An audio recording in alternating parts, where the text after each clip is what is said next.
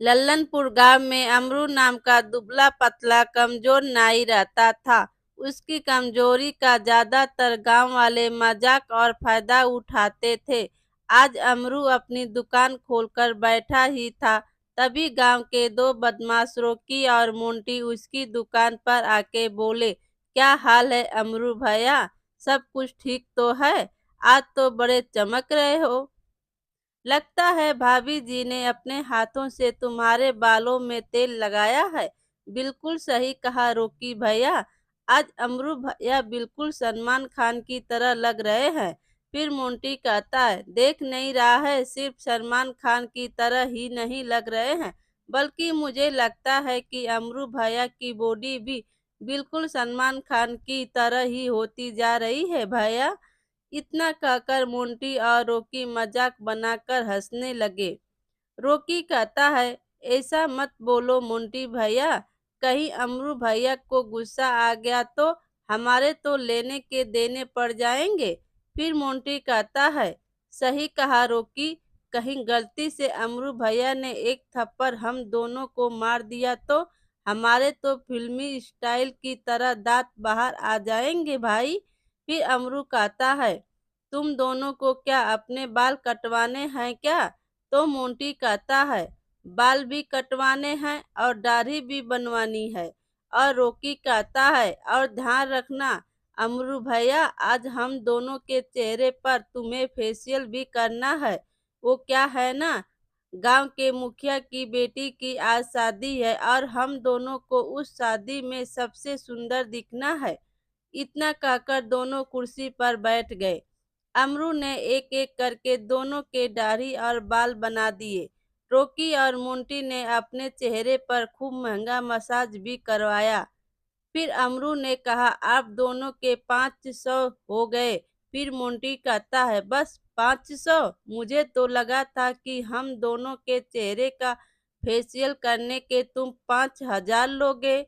फिर अमरू कहता है, आप दोनों ने जो चेहरे पर फेशियल करवाया है वो थोड़ा महंगा है, उसकी क्रीम बहुत महंगी आती है।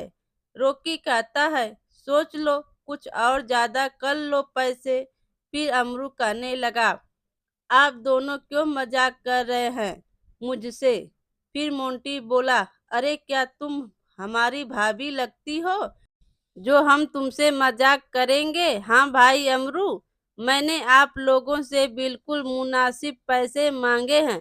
भला मैंने गांव में किसी से ज्यादा पैसे लिए हैं क्या? ठीक है, रोकी इन्हें 500 दे दो। मोंटी के इतना बोलते ही रोकी ने अमरू के मुंह पर 5 थप्पड़ जड़ दिए और मोंटी ने तो अमरू के मुंह पर 2 मुक्के मार दिए। बेचारा कमजोर अमरू जमीन पर गिर गया। फिर रोकी कहता है, अमरू भैया देखो, पूरे 500 दिए हैं।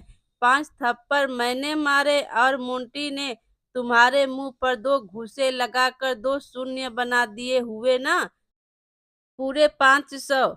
आइंदा से हमसे पैसे मांगे तो तेरी दुकान को तोड़ के यहाँ तंबू बना देंगे। बड़ा आया हमसे पैसे मांगने वाला, ढेर पसली का। इतना कहकर वह दोनों चले गए। अमरू बेचारा आंखों में आंसू लिए बैठ गया।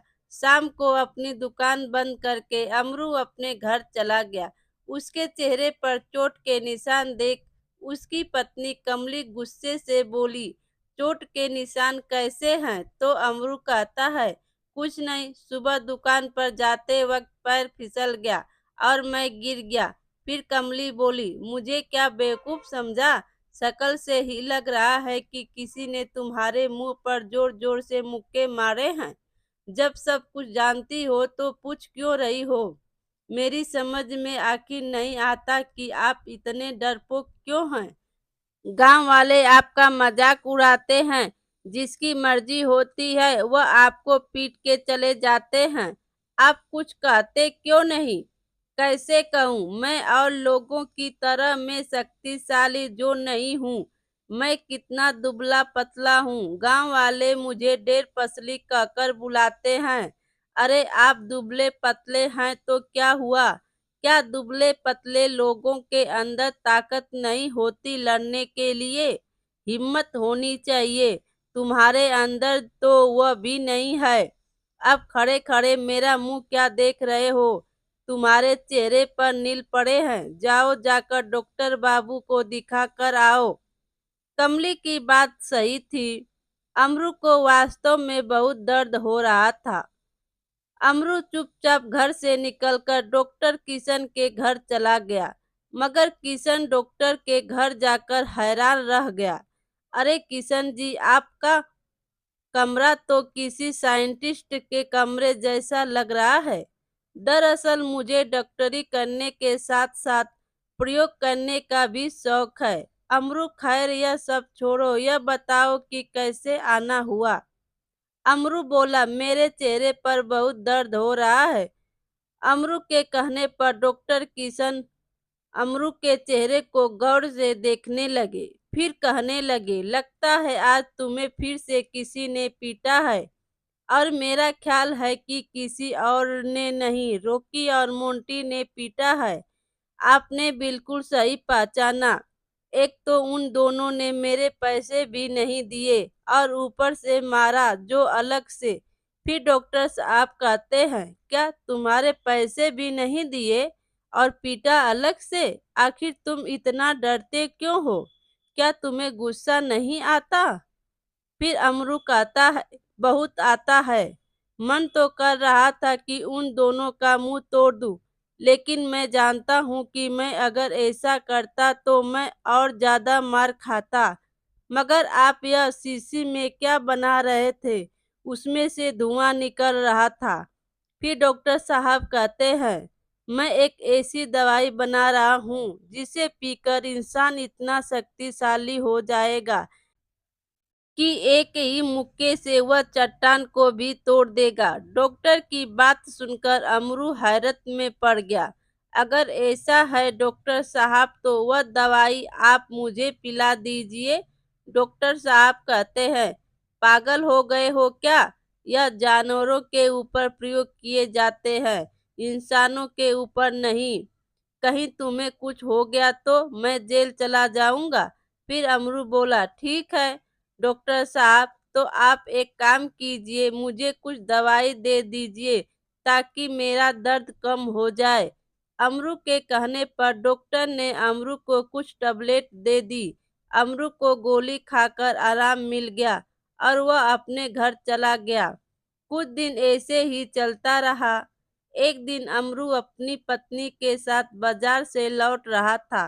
तभी रॉकी की बाइक कमली से जा टकराई। कमली और रॉकी मोंटी नीचे गिर गए। फिर अमरू बोला, यह क्या हरकत है? रॉकी भैया, देख कर नहीं चल पाते क्या? तुम्हारी वजह से मेरी पत्नी को चोट लग गई।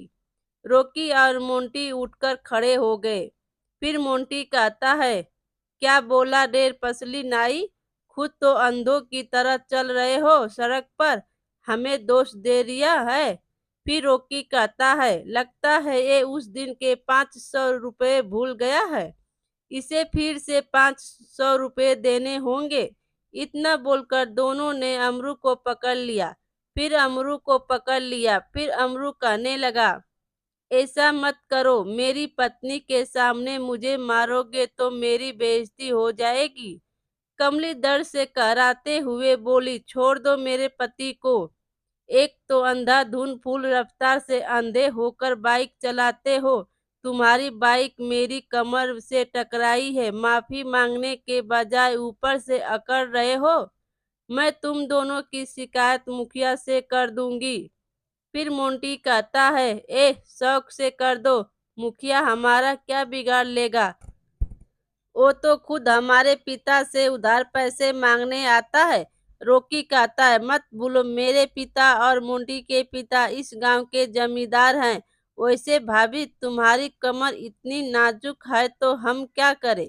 फिर मोंटी कहता है, अरे कमली भाभी, इस डेढ़ पसली में क्या रखा है? हम दोनों से दोस्ती कर लो, तुम्हें रानी बनाकर रखेंगे रानी। तो अमरू कहता है, ये क्या बकवास कर रहे हो? मेरे ही सामने मेरी पत्नी को छेड़ रहे हो? फिर रॉकी कहता है, हाँ छेड़ रहे हैं, तू क्या कर लेगा बे? फिर अरे यार, क्यों इस ढेर पसली से बातें करके अपना खामोखा वक्त बर्बाद कर रहा है। जड़ दे दो तीन गाल पर। रोकी कहने पर मोंटी ने अमरू के गाल पर दो तीन थप्पड़ लगा दिए। वे दोनों अमरू का मजाक उड़ाते हुए वहां से चले गए। फिर कमली बोली, जब तुम सड़क पर इन लड़कों से मेरे रक्षा नहीं कर सकते तो फिर तुम्हारे पति होने का क्या फायदा। डूब मरो चुल्लू भर पानी में। इतना कहकर कमली गुस्से से वहां से चली गई। अमरू रात तक वहां गुस्से की हालत में खड़ा रहा। रात को अमरू अपने घर की तरफ जाने लगा। तभी उसकी नजर डॉक्टर किशन के घर पर पड़ी। अमरू तुरंत डॉक्टर के घर के अंदर चला गया। अमरू वही ताकत की दवाई उठाकर अपने घर चला आया। अगली सुबह वह बगैर कुछ खाए पिए बाहर आकर उस शीशी को जेब से निकालते हुए गुस्से में अपने आप से बोला, रोकी और मुंटी ने मेरा जीना हराम कर रखा है। कल तो इन दोनों ने हद कर दी, मेरी पत्नी के सामने मुझे बेइज्जत कर दिया। मैं उन दोनों को नहीं छोड़ूंगा और उन दोनों को ही क्यों, सारा गांव मेरा मजाक उड़ाता है। मैं सबको सबक सिखाऊंगा। इतना बोलकर अमरू वो पूरी शीशी पीने ही वाला था कि तभी वह खुद से बड़बड़ाते हुए बोला, नहीं, यह मैं क्या कर रहा हूँ। डॉक्टर किशन ने कहा था कि इसका प्रयोग सबसे पहले जानवरों में किया जाएगा, लेकिन मेरी जिंदगी भी किसी जानवर से कम है क्या। जब भी किसी का दिल चाहता है मुझे जानवरों की तरह पीट कर चला जाता है। खैर, मैं एक काम करता हूँ, इसको आधा ही पीता हूँ, जो होगा देखा जाएगा। इतना कहकर अमरू ने आधी शीशी पीकर जेब में रख ली, मगर उसे अपने अंदर कुछ भी परिवर्तन महसूस नहीं हुआ। फिर अमरू बोला, अरे मुझे तो कुछ भी महसूस नहीं हुआ, ऊपर से भूख और लगने लगी। जेब में खाने के लिए पैसे तो है नहीं, चलो चाय से ही गुजारा कर लेते हैं। अमरू गांव में एक चाय की दुकान पर आकर चाय वाले से बोला, एक चाय देना भैया। चाय वाला बोलता है, क्या हाल है अमरू भैया। सुना है कल रोकी और मोंटी ने तुम्हारी पत्नी के सामने तुम्हें पीट दिया। इतना कहकर चाय वाला हंसने लगा। अमरू ने अपनी मुट्ठियां गुस्से से भींच ली। तभी वहां रोकी और मोंटी भी आ गए। फिर मोंटी बोला, एक कप चाय हमें भी पिला दो भैया। और हाँ भाई, चाय के पैसे वैसे ना जो हमारे अमरू भैया देंगे। फिर अमरू बोला, लेकिन मेरे पास सिर्फ एक ही चाय के पैसे हैं, समझे। फिर मोंटी कहता है, अबे हमें इससे क्या मतलब, बे पैसे तो तू देगा बे। फिर चाय वाला कहता है, अरे बहस मत करो अमरू भैया, अभी नहीं है तो बाद में दे देना। फिर अमरू बोला, अरे यह कैसी बातें कर रहे हो तुम, मैं क्यों चाय के पैसे दूंगा। फिर चाय वाला कहता है, अरे मैं तो इसलिए कह रहा था कि यह दोनों खामोखा तुम्हें पीट देंगे। आज तुम्हें इतना गुस्सा क्यों आ रहा है।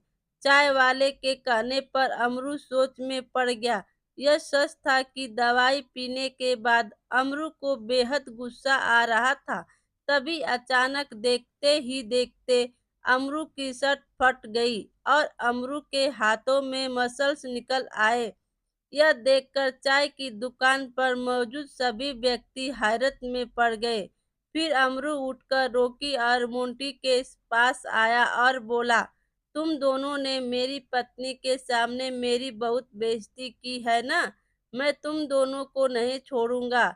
अमरू का शरीर देखकर रोकी और मोंटी थर-थर कांपने लगे। और रॉकी कहता है, इसको क्या हो गया मोंटी, यह कमजोर नाई से पहलवान नाई कैसे बन गया। तभी अमरू ने उन दोनों को बुरी तरह से पीट दिया। रॉकी और मोंटी की पसलियां तोड़कर अमरू गुस्से से चाय वाले से बोला, क्यों रे, तुझे बड़ी हंसी आ रही थी मुझे देखकर। फिर चाय वाला बोला, अरे नहीं अमरू भैया, हम तो आपकी भलाई के लिए बोल रहे थे, हम सब आपके साथ में हैं। फिर अमरू कहता है, आते ही सबसे पहले तूने मेरा मजाक उड़ाया था। उन दोनों को कुछ कहने के बजाय तू मुझसे ही चाय के पैसे मांग रहा था। हाँ बे। इतना कहकर अमरू ने चाय वाले को लातों और घूंसों से मारकर चाय वाले का मुंह लाल कर दिया। चाय वाला बेहोश होकर गिर पड़ा। पूरे गांव में हाहाकार मच गया। कुछ देर में गांव का जमींदार चौधरी अपने आदमियों को लेकर गुस्से से अमरू के घर पर पहुंचकर उसकी पत्नी से बोला, अरे कहाँ है तेरा पति? अमरू, मेरे भतीजे और बेटे को इतना बुरी तरह से मारा है कि उनकी पसलियां तक तोड़ दी। फिर कमली कहती है, यह कैसी बात कर रहे हैं चौधरी जी? मेरे पतली तो बेहद दुबले पतले हैं और बहुत सीधे हैं। उल्टे तुम्हारे बेटे और भतीजे ने कल बाइक से मेरी पीठ में चोट मार दी और मुझे छेड़ा। फिर चौधरी कहता है, अरे बकवास मत कर कमली। अरे पूरे गांव में तेरा पति सबको बेदर्दी से पीटता फिर रहा है। हाँ। तभी अचानक वहां पर अमरू आ गया। अमरू को देखकर चौधरी थरथर कांपने लगा और आदमियों से बोला, अरे देखते क्या हो, निकाल दो इसकी सारी पहलवानी। चौधरी के कहने पर चौधरी के आदमी अमरू को मारने के लिए आगे बढ़े, मगर अमरू ने देखते ही देखते चौधरी के सारे आदमियों को धूल चटा दी। यह देखकर चौधरी डरकर वहां से भागने लगा। अमरू ने तुरंत चौधरी को पकड़ लिया। कुछ देर पहले तेरे बेटे और भतीजे को मारा था, अब देख तेरी बारी है। इतना कहकर अमरू ने चौधरी को भी बुरी तरह से पीट दिया। चौधरी दर्द से कराहते हुए वहां से चला गया। फिर अमरू घर पहुंचा तो उसकी पत्नी कमली बोलती है, अजी आपको क्या हो गया? आप तो बेहद दुबले पतले थे, अचानक इतने तगड़े कैसे हो गए? फिर अमरू बताता है, यह सब डॉक्टर किशन की दवाई का कमाल है। अब मैं हमेशा ऐसा ही रहूंगा और सारे गांव वालों का जीना हराम कर दूंगा। तभी दवाई का असर खत्म हो गया और अमरू अपनी पहले जैसी अवस्था में आ गया।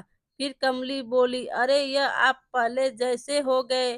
फिर अमरू कहने लगा, नहीं नहीं, मैं पहले जैसा नहीं होना चाहता हूँ। अभी भी दवाई मेरे पास है। अमरू शीशी निकालकर पीने ही वाला था कि तभी डॉक्टर किशन दौड़ता हुआ वहां आ गए। अरे यह क्या कर रहे हो? इस दवाई को मत पियो। फिर अमरू कहता है, अरे नहीं, इस दवाई के वजह से मैंने आज उन सबको धूल चटा दी जो मेरा मजाक उड़ाते थे। फिर डॉक्टर साहब कहते हैं, अरे अमरू भैया, कल मैं पूरी रात इस दवाई को घर में ढूंढता रहा, लेकिन जब सुबह मुझे पता चला कि तुमने सबको पीट दिया तो मैं समझ गया कि यह दवाई तुमने पी ली है।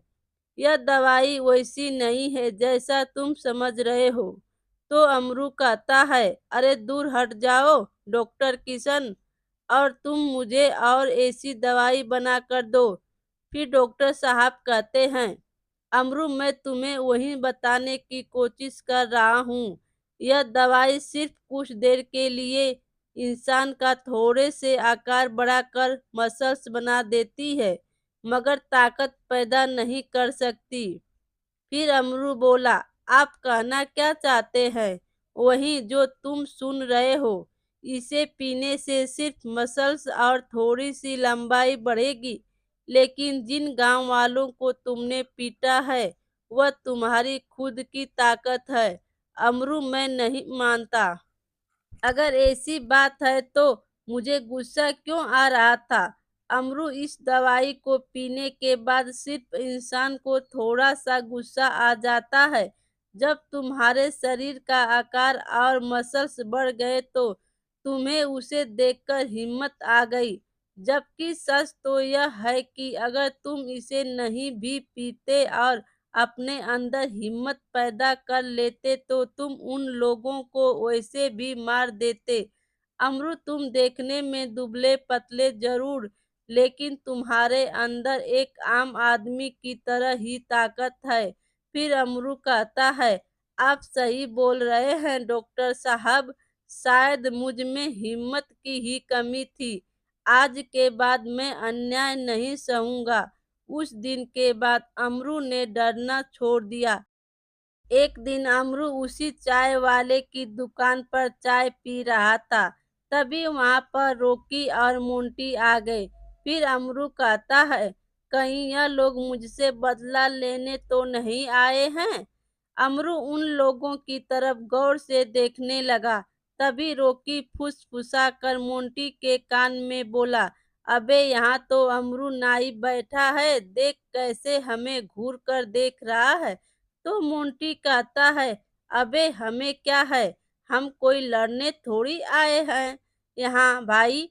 फिर रॉकी कहता है, अबे यह हमें घूर रहा है, कहीं ऐसा ना हो कि फिर से पहलवान बनकर हमें पीट दे। फिर मोंटी कहता है, तू सही कह रहा है यार, चल निकल लेते हैं यहाँ से, चुपचाप, कहीं ऐसा ना हो कि यह हमें फिर से पीट दे। रॉकी और मोंटी जल्दी से दुम दबाकर वहां से भाग गए। अमरू के ओठों पर मुस्कुराहट आ गई। इसके बाद अमरू अपनी पत्नी के साथ खुशी खुशी रहने लगा। मेरे प्यारे दोस्तों, कहानी अच्छी लगी हो तो लाइक कीजिए और अपने दोस्तों में शेयर कीजिए और चैनल पर नए हो तो चैनल को सब्सक्राइब कीजिए। Thank you.